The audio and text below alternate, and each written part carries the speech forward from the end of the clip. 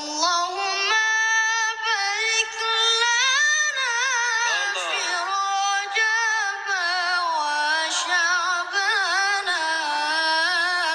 وبلغنا رمضان وحصل مقاصدنا. Bismillahirrahmanirrahim. Assalamualaikum warahmatullahi wabarakatuh. Alhamdulillahilladzi khalaqas samawati wal arda fi sittati ayyamin tsumma stawa 'alal 'arsy. Raditu billahi rabba wa bil islami dina wa bi Muhammadin nabiyya wa rasulah. Allahumma sholli wa sallim wa barik ala nabiyyina Muhammad wa ala alihi wa ashabihi ajma'in. Qala Allah Ta'ala fil Qur'anil Karim, a'udzu billahi minasyaitonir rajim. Bismillahirrahmanirrahim.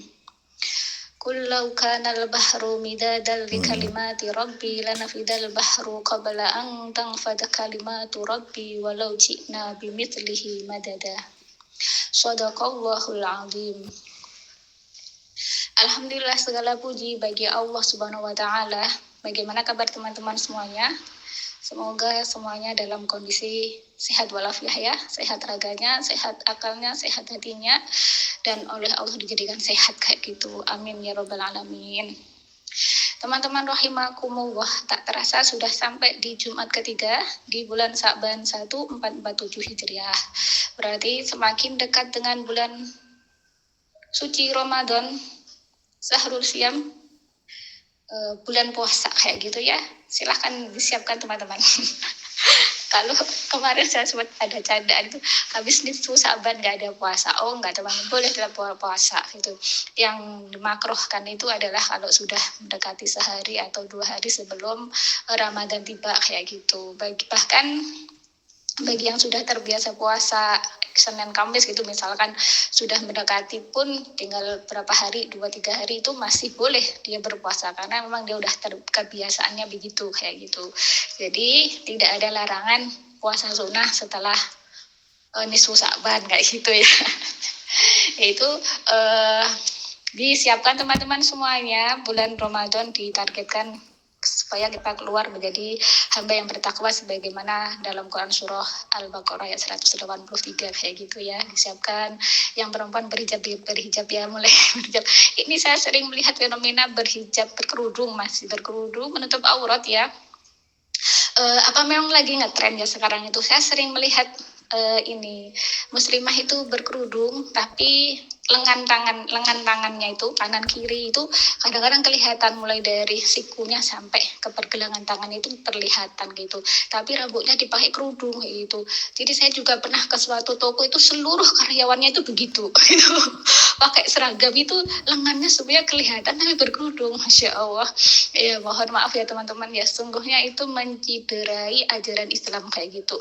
Jadi aurat dalam Islam itu ya bagi perempuan seluruh tubuhnya kecuali wajah dan kedua telapak tangannya. Jadi pergelangan tangan ke atas itu adalah aurat, maka ditutup dengan baik kayak gitu ya. Jadi kalau itu lagi ngetren, harap tren itu diluruskan biar kemudian ajaran Islam tidak rusak kayak gitu ya. Kita tidak menjadi orang-orang yang menciderai ajaran agamanya kita sendiri kayak gitu ya. Jadi semoga Allah mudahkan kayak gitu ya untuk kemudian menutup aurat dengan benar. Amin ya robbal alamin.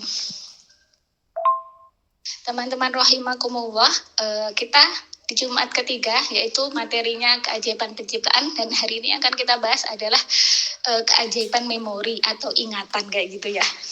Ya nanti ya kita nggak akan mengulas sampai sedetail-detail amat enggak, tapi kita akan menemukan ternyata Allah memberikan tanda kuasanya, ayat-ayatnya itu salah satunya pada diri manusia itu ya, pada salah satunya adalah pada memori atau ingatan pada manusia kayak gitu.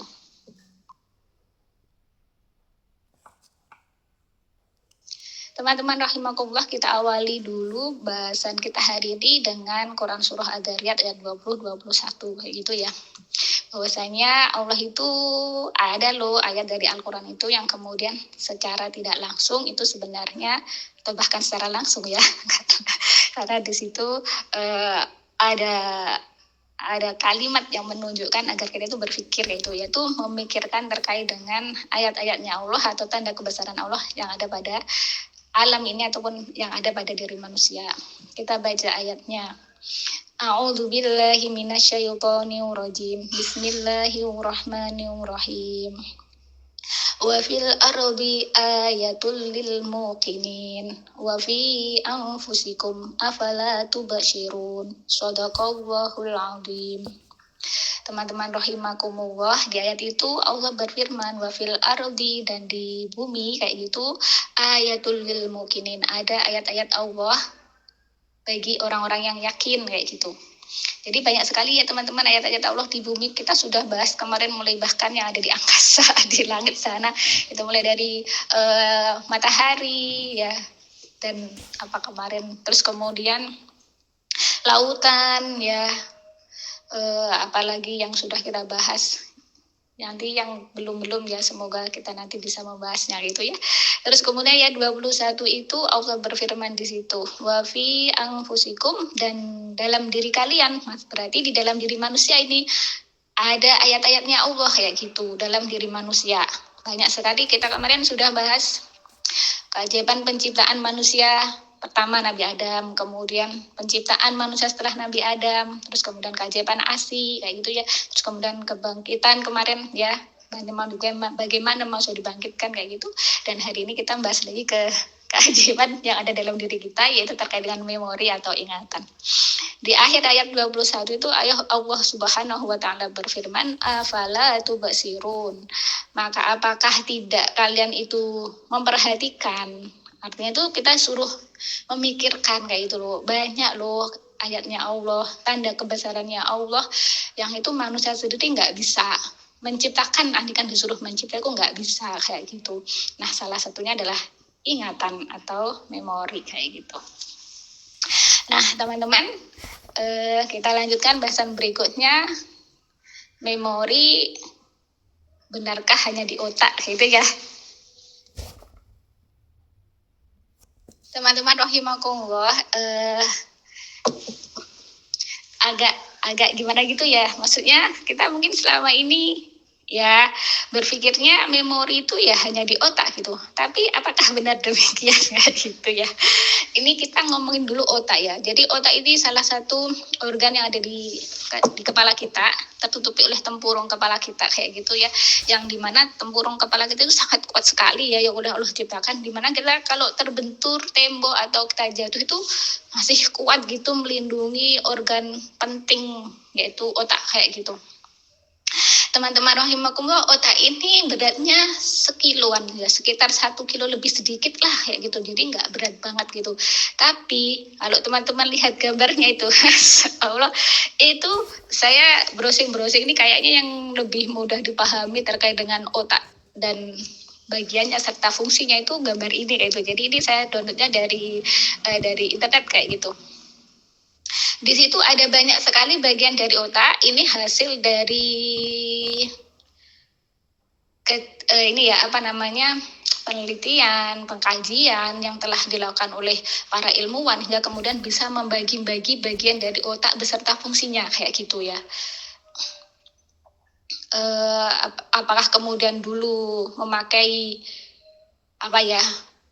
percobaan ke binatang, karena kan binatang atau hewan itu juga memiliki otak kayak gitu. Kadang-kadang kan manusia kalau mau menguji coba itu kan binatang sebagai objek uji cobanya kayak gitu ya. Terus kemudian nanti itu bisa kalau pas gitu bisa diperlakukan kepada manusia. Tapi alam nggak tahu ya, yang jelas kita hanya mengkonsumsi, yaitu saya adalah mengkonsumsi ilmu, bukan pelaku penelitiannya kayak gitu ya.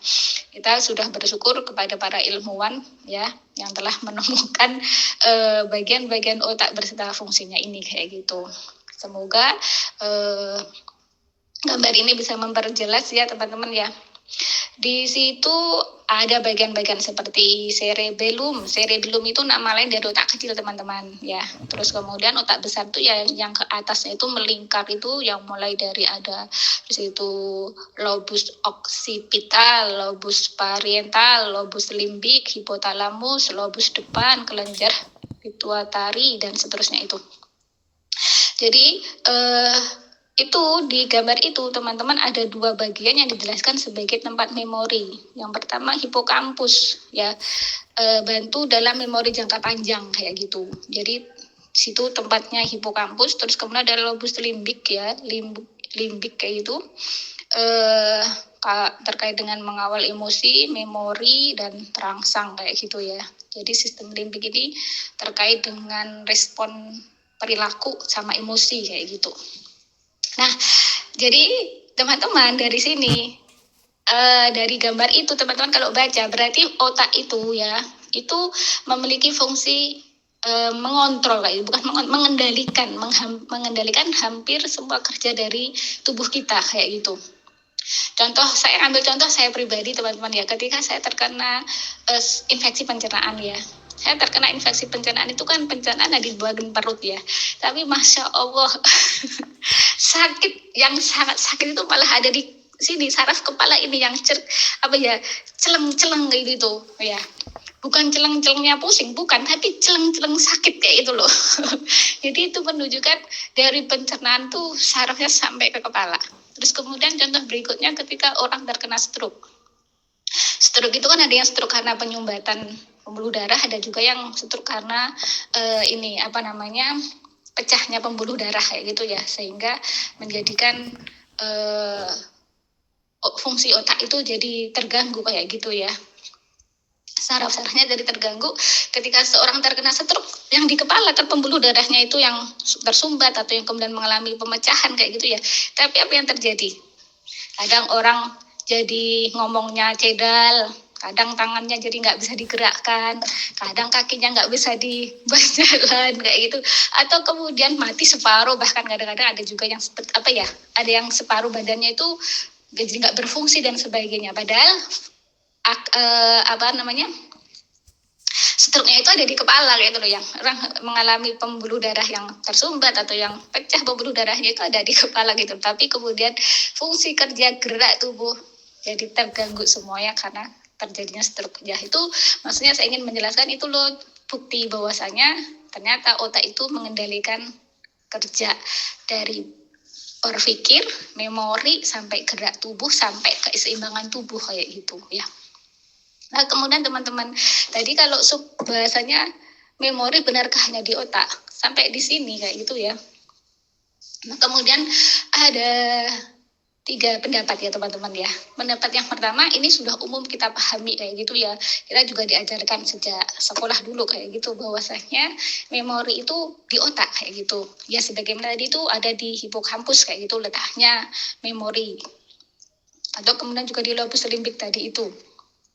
Itu pendapat umum yang sudah kita pahami, bahwasanya otak salah satu fungsinya adalah menyimpan memori. Jadi di situ berarti otak itu tidak hanya menyimpan, yang pertama dia adalah menangkap. Semua apa yang kita lihat itu dalam waktu sekian detik, yang kita dengar, apa yang kita rasakan itu, yang kita lewat 5 panca indera kita kayak itu ya, itu kan masuk ke otak kayak gitu ya. Itu diterima oleh otak, kemudian disimpan oleh otak, kemudian kita ingin menggunakan, kita panggil lagi dari otak kayak gitu. Jadi itu secara ringkas kerja dari otak kayak gitu ya.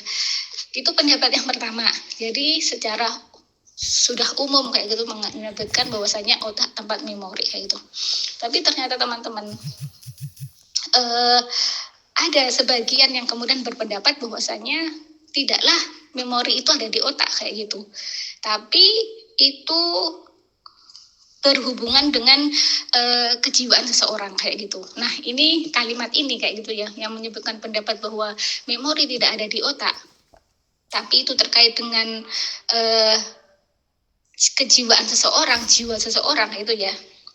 Itu terdapat dalam bukunya Dr. Nadia Tayyaroh kayak gitu.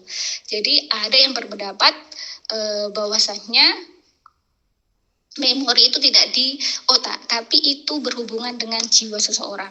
Nah itu di situ berarti ada 2 pendapat. Nah saya pribadi itu punya pendapat kayak gitu teman-teman ya.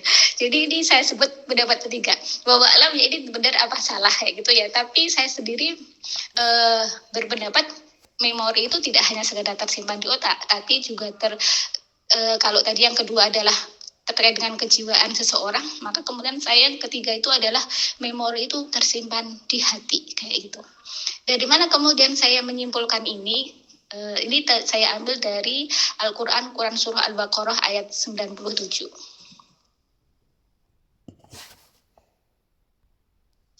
Teman-teman rahimakumullah, di ayat Al-Baqarah ayat 97, Allah Subhanahu wa taala berfirman, A'udzu billahi minasyaitonir rajim. Bismillahirrahmanirrahim.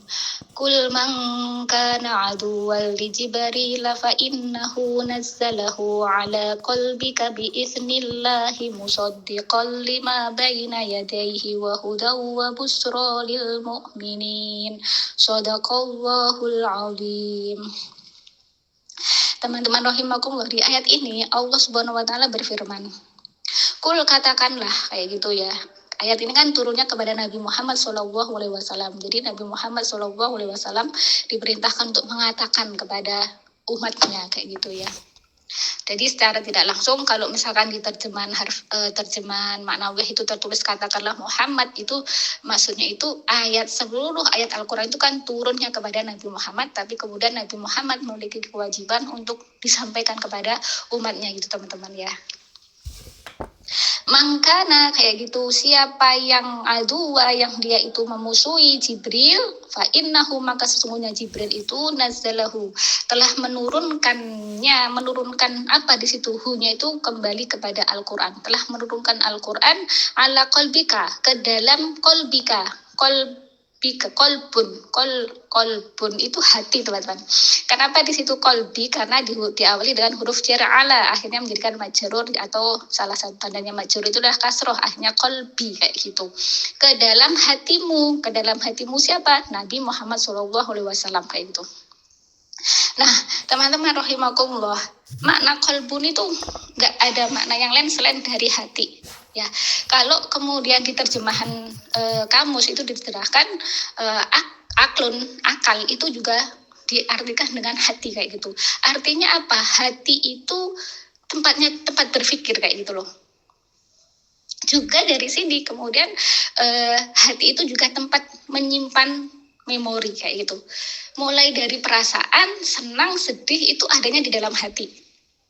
Dan memori sedih itu tuh diingat loh teman-teman di hati kita itu. Kita misalkan senang dengan sesuatu edisi berapa tahun lalu, entah masa SD atau masa SMP atau SMA, itu tersimpan senang kayak itu. Kita senang terhadap apa kayak itu misalkan ya.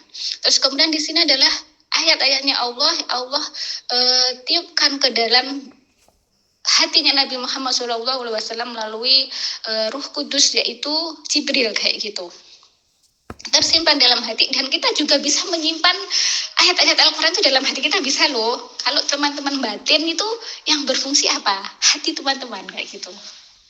Entah batin apapun ya, baca aja kita batin itu kan bisa ya kayak gitu ya. Entah nanti disimpan dalam hati atau enggak kayak gitu ya. Jadi dari sini, nah kemudian hati itu memang tempat menyimpan ingatan juga ya, mulai dari perasaan ataupun yang lainnya kayak gitu. Bahkan ayat-ayat Al-Quran juga bisa kayak gitu, ataupun yang lainnya kayak gitu.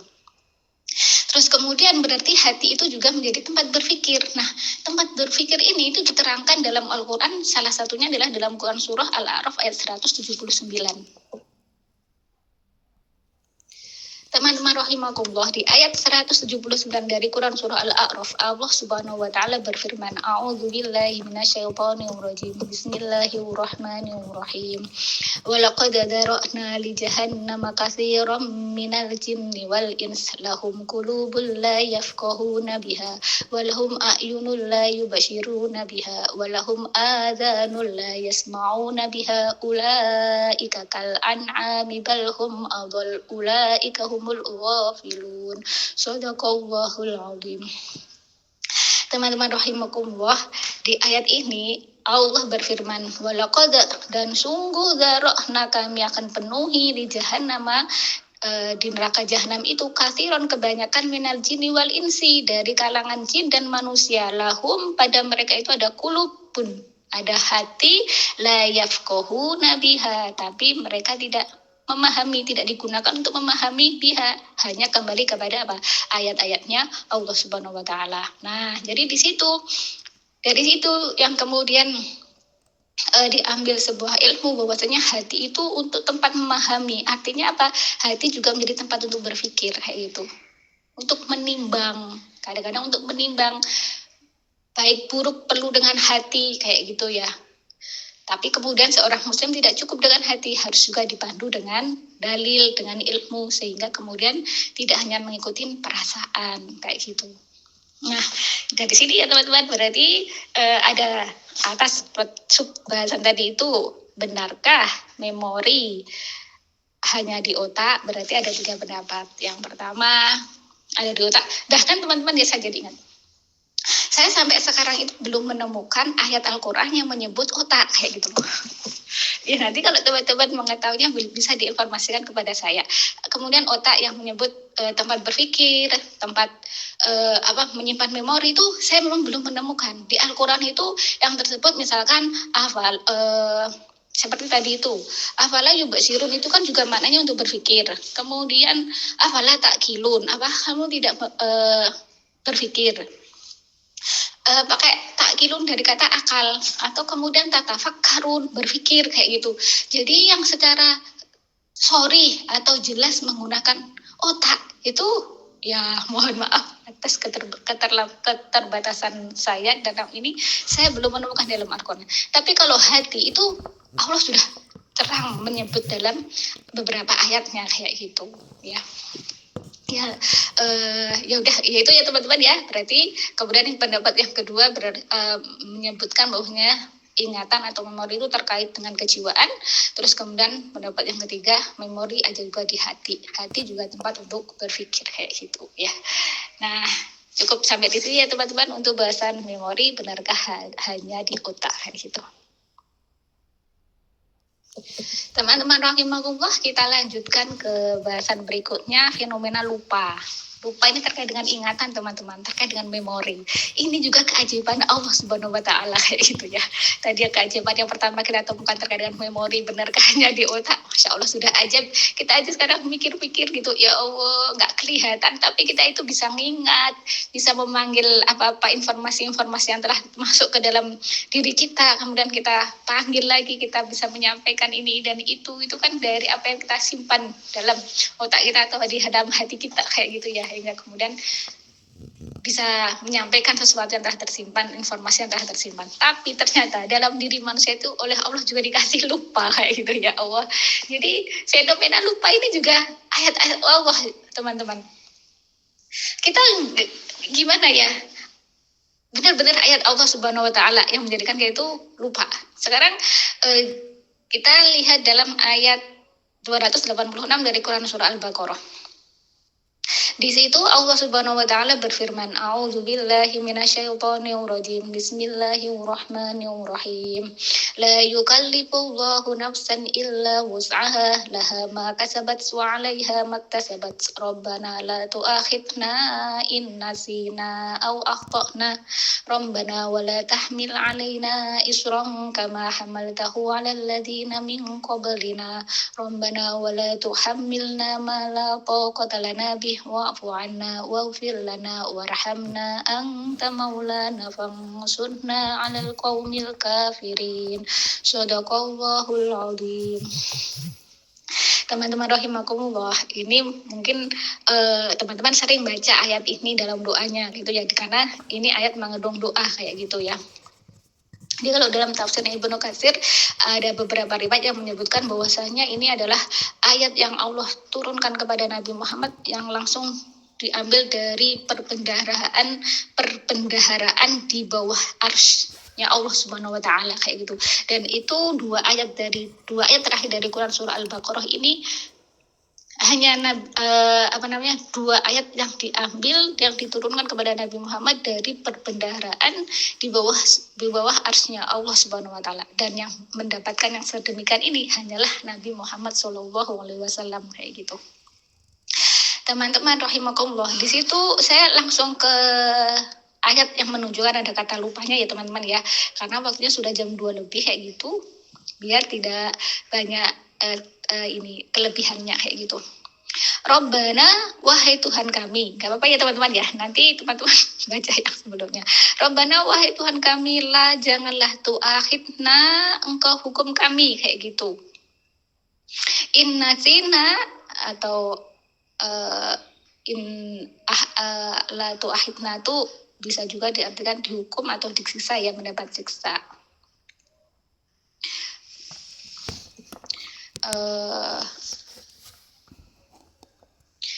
Ya dihukum atau misalnya mendapat, jangan kau siksa, jangan kau hukum kami kayak gitu. Inna jika kami itu, inna sina jika kami itu lupa kayak gitu.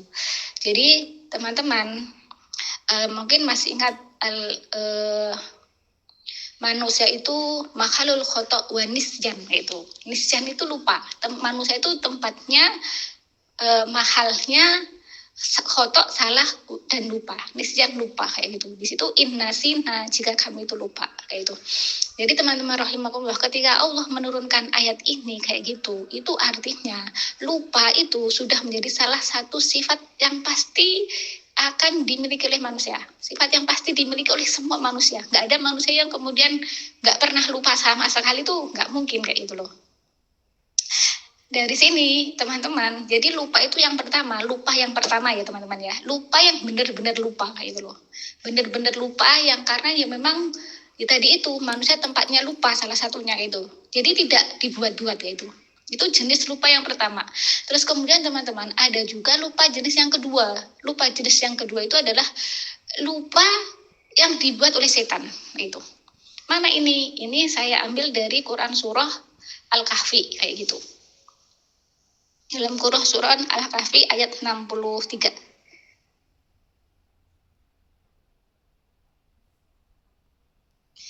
Teman-teman rahimakumullah, di Quran surah Al-Kahfi ayat 63, Allah Subhanahu wa taala berfirman, A'udzubillahi minasyaitonir rajim. Bismillahirrahmanirrahim. Qala ara'aita idza awayna ila sakhrati fa inni nasitul khut wa ma ansanihu illa syaitanu an adzkurah wattakhadha sabilahu fil bahri ajaba. Shadaqallahul azim. Teman-teman rahimakumullah, ayat ini berkaitan dengan kisahnya Nabi Musa alaihissalam. Nabi Musa bin Imran. Jadi Nabi Musa itu anaknya Imran kayak gitu ya. Teman-teman, ini yang dimaksud dia pembantunya. Kola di sini yang berkata di sini, pembantunya di sini adalah maksudnya adalah muridnya Nabi Musa alaihissalam yang dia itu mengabdi, itu menjadi pelayannya Nabi Musa, yaitu Yusha bin Nun kayak gitu. Ya, dia selalu bersama dengan Nabi Musa alaihissalam, yaitu Yusha bin Nun ini kayak gitu. Dan ini perjalanan Nabi Musa alaihissalam sama Yusha bin Nun ini dalam rangka mencari Khidir kayak gitu ya. Ada yang menyebut Nabi Khidir kayak gitu ya. Jadi dia itu ada yang menyebut Nabi Khidir, ada juga yang menyebut dia itu adalah orang soleh kayak gitu ya. Tapi dalam Quran surah Al-Kahfi ayat 65 itu dijelaskan bahwasanya Nabi Khidir ini adalah orang yang oleh Allah diajari ilmu langsung dari Allah Subhanahu wa taala kayak gitu ya. Nah, Nabi Musa alaihissalam ingin belajar kayak gitu kepada Nabi Khidir ini kayak gitu. Nah, dalam perjalanan mencari Nabi Khidir kayak gitu, ini ada dialog antara Yusha bin Nun sama Nabi Musa alaihissalam. Yusha bin Nun berkata, Kola yang berkata Yusha bin Nun yaitu pembantunya sekaligus pelayannya dan muridnya Nabi Musa alaihissalam. Aro'aita, tahukah engkau ketika waina ya kita lagi mencari ila sokhroti kepada sokhroh tempat berlindung, fa ini maka sungguhnya nasi itu aku lupa hud kayak gitu. Untuk menceritakan kayak gitu tentang apa, tentang ikan kayak gitu ya. Wama dan tidaklah angsanihu ya, yang melupakan aku tentang ikan itu kayak itu illa kecuali as-syaiton, kecuali seton ya. Jadi dari sini teman-teman, jenis lupa yang kedua itu adalah lupa yang itu setan yang menghadirkannya kayak gitu. Jadi setan itu bisa loh teman-teman mengganggu pikiran tuh bisa kayak gitu, sangat mudah setan itu. Bahwa alam ya, saya juga heran bagaimana kemudian mengganggu di bagian kepala. Jadi kalau dalam surah An-Nisa itu ya, termasuk wala umanniyannahum, salah satu godaan yang akan ditimpakan setan kepada manusia itu adalah angan-angan. Nah, angan-angan ini dalam pikiran teman-teman. Ya gimana ya? Itu bahwa alam benar-benar kita itu kalau mikirin itu, ya Allah, masa Allah itu kuasa banget gitu loh. Allah menciptakan setan udah nggak bisa dilihat, kemudian bisa ganggu manusia itu sedemikian itu kayak gitu ya, mulai dari angan-angan dalam pikiran, kemudian menjadikan lupa ingatan karena gangguan setan itu ternyata bisa ya. Contohnya apa yang dialami oleh Yusa bin Nun ini kayak gitu loh ya. Itu jenis lupa yang kedua. Terus kemudian lupa yang ketiga apa? Lupa maksudnya itu pura-pura lupa kayak gitu. Kalau pura-pura lupa itu ya sebenarnya ingat, cuma ngakunya kepada manusia lupa, berarti dia telah berdusta ya, yang demikian ini yang berdosa kayak gitu. Nah, itu ya teman-teman bahasan terkait dengan fenomena lupa. Teman-teman rahimakumullah, bahasan berikutnya adalah pikun ya. Jadi pikun ini tersebut dalam Quran surah An-Nahl ayat 70 ya. Nah, di sini kita akan tahu bahwasanya di antara hambanya Allah Subhanahu wa taala itu akan ada yang kemudian Allah berikan pikun kayak gitu. Kita baca ayatnya, A'udzubillahi minasyaitonirrajim. Bismillahirrahmanirrahim. Wallahu khalaqakum thumma yatawaffakum wa minkum man yuraddu ila ardhalil umuri likai la ya'lama ba'da ilmin syai'a innallaha alimun qadir. Shadaqallahul azim. Teman-teman rahimakumullah, di ayat ini Allah berfirman, wallahu, dan Allah ya, khalaqakum, telah menciptakan kalian kayak gitu. Jadi wawu di situ bukan petanda sumpahnya Allah, bukan ya teman-teman, tapi di situ adalah wawu istinafiyah gitu, wawu yang dia berdiri sendiri, nggak terkait dengan ayat-ayat sebelumnya. Allah yang telah menciptakan kalian dan kemudian mewafatkan kalian kayak gitu. Wa minkum, dan di antara kalian itu mayuraddu, akan ada kayak gitu ya, yang dikembalikan ila ardalil umuri. Ardalin itu paling lemah, kondisi yang paling lemah, umur usia kondisi paling lemah, berarti tua kayak gitu. Likaila, hingga la tidak ya lama mengetahui ba'da ilmin, ya setelah dia tahu syai'an sesuatu. Artinya ardalil umuri ini dimanai dengan pikun kayak gitu. Kondisi tua renta yang kemudian dia pikun, yang kemudian layak lama tidak mengetahui apa-apa yang sebelumnya itu telah dia ketahui kayak gitu. Innallaha, sungguhnya Allah itu alimun qadir, maha mengetahui dan maha kuasa kayak gitu. Jadi ini nih teman-teman, ayat yang kemudian menunjukkan bahwasanya akan ada di antara hambanya Allah itu yang akan mengalami pikun. Jadi pikun ini ya kalau demikian berarti ya sudah menjadi ketetapannya Allah kayak gitu loh. Kalau nanti sampai ada yang tua renta itu kemudian mengalami pikun, saya punya pengalaman 2 nenek itu ya. Nenek saya yang satu sekarang masih hidup kayak gitu ya. Itu beliau tidak pikun, meskipun dalam kondisi sekarang sakit ya, tapi beliau gak pikun ya. Ingat kayak gitu loh ya. Dulu yang nenek satunya yang sekarang sudah wafat itu beliau nenek ya, itu beliau pikun kayak gitu, nenek sambung gitu ya. Itu beliau pikun juga dalam kondisi agak sakit gitu, tapi pikun gitu loh. Saya bisa membedakan, padahal sudah tua renta sama-sama ya, sudah tua renta, satunya pikun satunya enggak kayak gitu loh. Jadi fenomena pikun ini ayat Allah kayak gitu teman-teman ya. Jadi Masya Allah ya, Allah yang telah memberikan ingatan, terus kemudian Allah bisa menjadikan seseorang itu menjadi pikun. Memang kalau secara ilmu kedokteran, salah satu hal yang menghantarkan pada lupa itu adalah faktor usia, bisa kayak gitu ya. Kalau kita merujuk ayat ini, memang pasti sudah akan ada di antara hambanya Allah itu yang akan dijadikan pikun. Entah itu faktor karena terkena sakit dulu atau enggak, itu yang jelas di ayat ini sudah diterangkan begitu. Ya memang ada penyakit yang misalkan penyakit itu Alzheimer, yaitu penyakit ya ini ya apa namanya kognitif kayak gitu ya, sehingga terganggu ingatannya, pikirannya, dan fungsi kognitif yang lainnya kayak gitu ya. Tapi kalau pikun ini bukan penyakit teman-teman, tapi memang kalau Allah sudah menyebutkan begini pasti akan ada di antara hambanya itu yang akan mengalami pikun ya. Saya contohkan dua nenek saya tadi itu, satunya sudah tua sama-sama tua yang sudah rentak, tapi satunya pikun, satunya enggak kayak gitu. Jadi bukan penyakit kayak gitu loh pikun itu ya kayak gitu.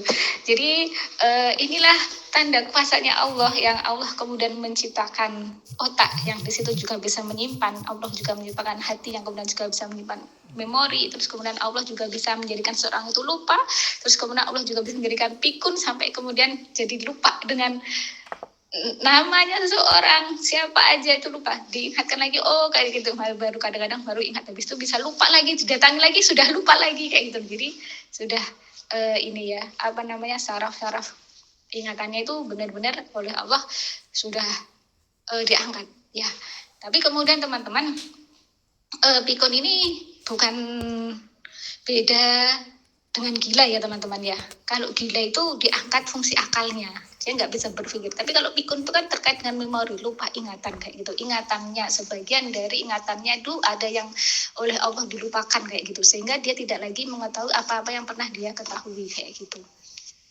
Nah teman-teman, inilah keajaiban dari memori yang sebenarnya ini kalau didetaili lagi mungkin bisa lebih luas lagi pembahasannya, tapi ya sampai di sini apa yang bisa saya sampaikan terkait dengan keajaiban Allah yang diberikan Allah Subhanahu wa taala pada diri kita, pada memori atau ingatannya manusia kayak gitu. Dan teman-teman rahimakumullah, mari kita akhiri kajian siang hari ini, dan semoga apa yang kita bahas hari ini bermanfaat dan menambah wawasan saya dan juga teman-teman semuanya. Amin ya robbal alamin. Mari kita tutup dengan baca istighfar 3 kali dan doa kafaratul majelis. Astaghfirullahaladzim, astaghfirullahaladzim, astaghfirullahaladzim. Subhanakallahumma wa bihamdika asyhadu an la ilaha illa anta astaghfiruka wa atubu ilaik. Al-haqqu min rabbika fala takunanna minal mumtarin. Sesungguhnya kebenaran itu datangnya dari Allah Subhanahu wa taala semata, dan apabila ada salah ataupun kurangnya itu semata-mata kelemahan saya pribadi, mohon dimaafkan.